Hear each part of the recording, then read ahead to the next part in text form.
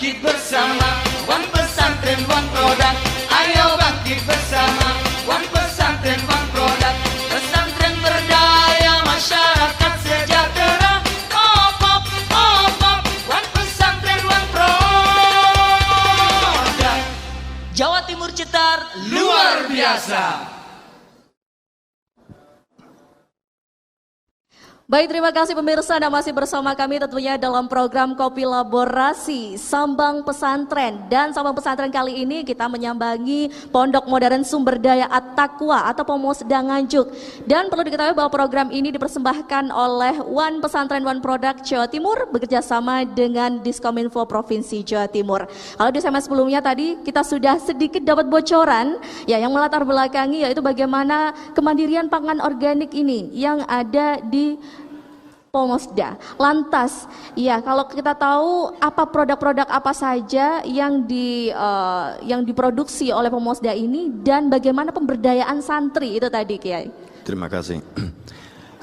Karena pada dasarnya begini bahwa produk-produk kami ini kami menerima santri yang secara tataran ekonomi banyak yang yatim piatu dan juga ekonomi lemah gitu. Baik.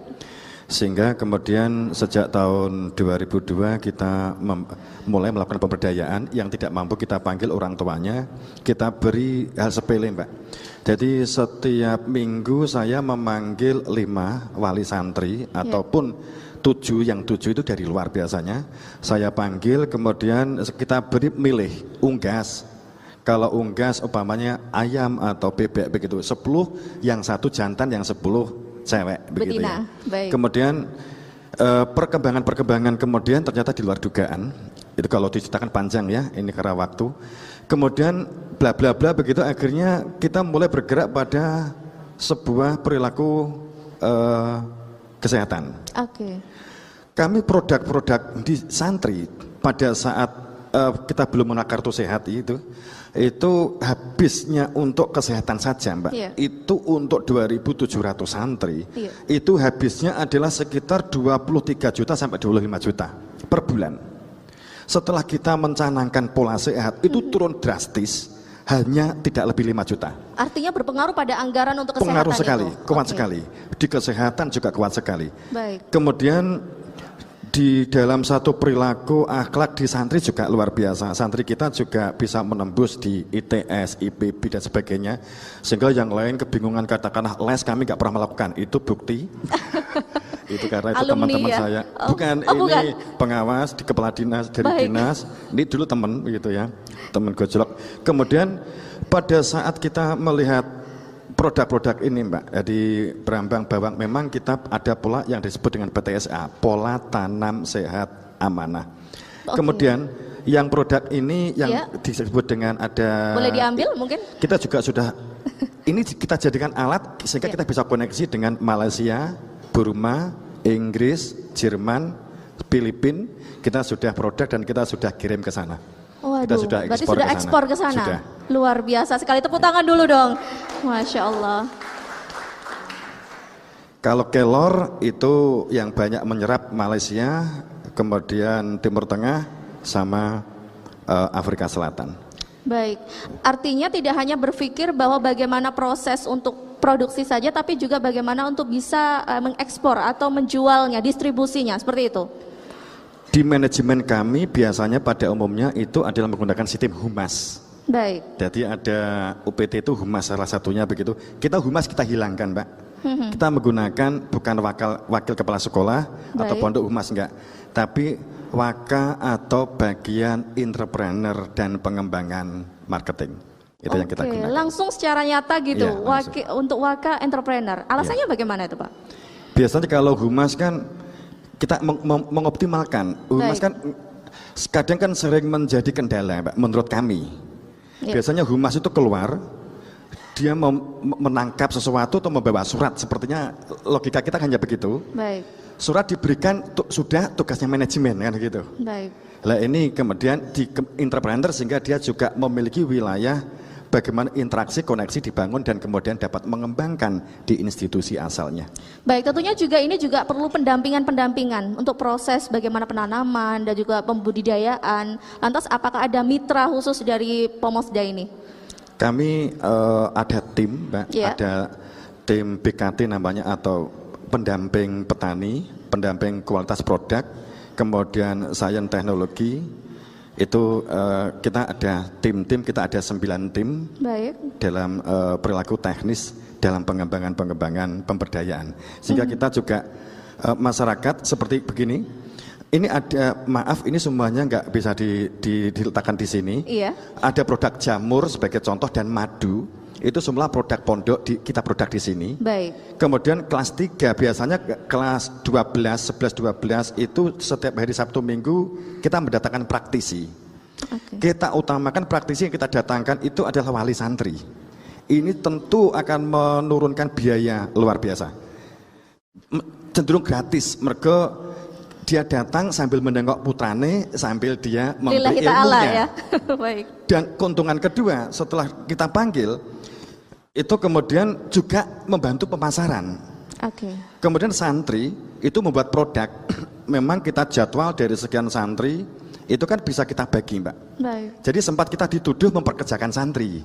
Okay. Memang kita sempat dituduh, hampir sempat pokoknya gak usah cerita, gak enaknya gitu. Jangan-jangan mengeksploitasi anak seperti itu. Dikira eksploitasi. Kemudian setelah kita tunjukkan santri itu yang kita gunakan untuk ikut pelatihan sebagai punya pengalaman. Baik. Itu setiap harinya itu hanya diambil 10 anak.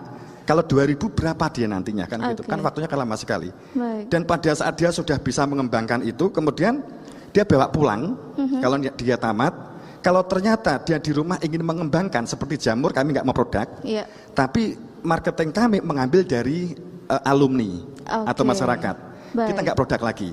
Kalau dia nggak memenuhi kuota, baru kita memproduk lagi. Itu yang kami lakukan. Baik, luar biasa sekali tentunya ini bagaimana manajemen jadwal sirkulasi ini ya. Kita beri aplaus sekali lagi.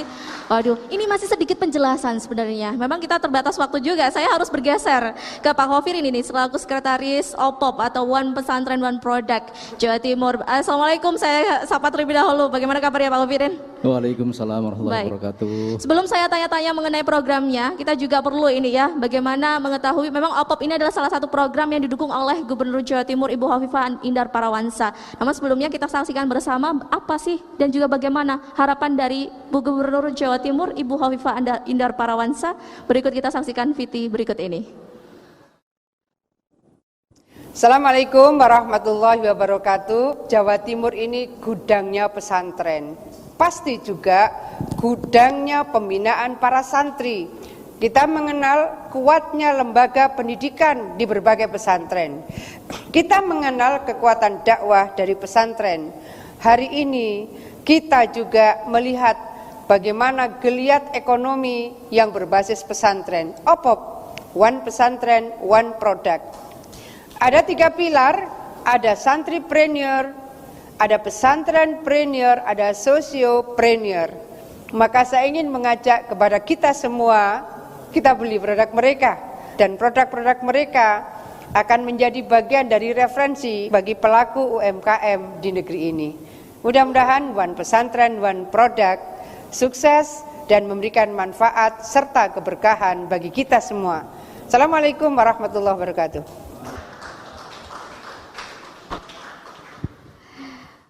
Masya Allah, luar biasa. Tadi kita sudah mendengar secara langsung bagaimana harapan dari Ibu Hovifah Indar Parawansa selaku Gubernur Jawa Timur. Nah baik, saya ke Pak Khofirin. Pak Khofirin, tadi kita sudah dengar sedikit ya, sebenarnya memang terbatas waktu juga dari Kiai Tanjung. Bagaimana kemandirian ini juga dibangun di pesantren ini. Lantas bagaimana OPOP untuk program ini, apakah memang mendukung untuk kemandirian pangan organik khususnya? Baik, bismillahirrahmanirrahim Mbak Putri. Tadi sudah kita saksikan bersama betapa semangatnya Ibu Gubernur kita, Ibu Hovifah Indar Parawansa. Betul. Dan ini orisinil dari beliau, gagasan program One Pesantren One Product. Masya Allah. Ada 3 pilar yang disebutkan oleh Ibu tadi, di mana yang pertama santripreneur. Itu sejalan dengan yang disampaikan oleh Kiai Tanjung, bahwa bagaimana santri itu punya pemahaman dan pengalaman di dalam berbisnis. Karena memang tugas fungsi seorang santri yang pokok dan utama adalah belajar. Maka tidak terkecuali di pesantren, mereka harus belajar bukan hanya belajar Al-Quran, kitab-kitab lainnya, tetapi juga harus belajar bisnis. Dan di Pomosda ini alhamdulillah santri sudah diajari berbisnis.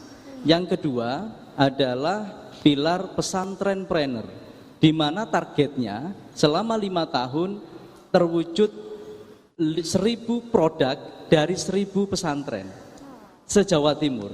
Ini sebuah hal yang membanggakan kita, betapa operasional pesantren ke depan didorong untuk tidak hanya bergantung kepada iuran santri dan donasi uluran tangan dari pihak lain, tetapi pesantren bisa berdikari, pesantren bisa berdaya secara ekonomi, dan itu akan meningkatkan kemandirian pesantren. Sehingga biaya operasional pesantren didukung oleh hasil-hasil dari kegiatan ekonomi di dalam pesantren.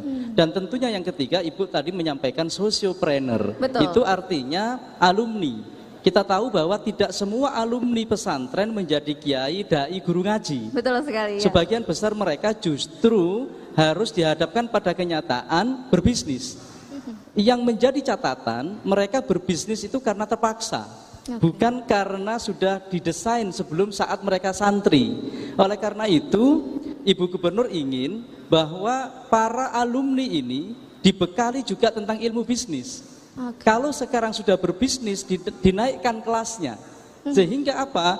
Para alumni pesantren ini nanti akan bisa menghasilkan produk-produk yang unggul dan berkualitas, sehingga bisa diterima oleh pasar, baik pasar lokal, nasional, bahkan internasional, Mbak Putri.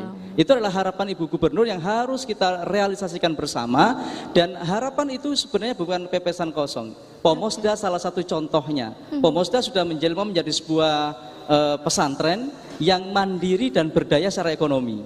Kita tahu Pomosda ini penghasil olah hasil pertanian yang luar biasa. Pada saat pameran di sebuah pesantren di Jombang, Bapak Wakil Presiden sudah memuji betapa Pomosda mampu memproduksi coklat berbahan daun kelor. Dan itu kaya manfaat, Mbak Putri. Sehingga inovasi-inovasi ini terus dikembangkan oleh Pomosda, dan harapannya akan ditiru, akan dikloning oleh pesantren-pesantren lain di Jawa Timur. Kita tahu bahwa se-Jawa Timur ini ada 6.000 pesantren. Dari 6.000 pesantren itu tidak semuanya atau belum semuanya melek ekonomi. Mereka pesantren-pesantren ini sebagian besar masih fokus kepada pendidikannya. Maka dari itu OPOP ingin hadir untuk memberikan nafas baru. Ingin memberikan sesuatu yang baru, di mana ada dua fokus. Pesantren tetap berdaya, fokusnya dua. Fokus pendidikan dan fokus pemberdayaan ekonomi. Luar biasa. Fokus pendidikan dan juga fokus pemberdayaan ekonomi. Masya Allah. 3 yang kena ya, santri kena, pesantren kena, alumninya juga kena ya. Baik, ini luar biasa sekali. Kita juga ingin tahu bagaimana dukungan dari perbankan juga, dan juga bagaimana pandangan atau insight dari akademisi untuk kemandirian pangan berbasis pesantren. Ini kita akan lanjutkan kembali usai jeda. Baik, usai jeda pemirsa, kami akan segera kembali, tetap bersama kami dalam Kopi Laborasi Sambang Pesantren. Ayo bangkit bersama, One Pesantren One Produk. Ayo bangkit bersama, One Pesantren One Produk. Pesantren berdaya, masyarakat sejahtera. Opop, opop, One Pesantren One Produk. Jawa Timur cetar luar biasa.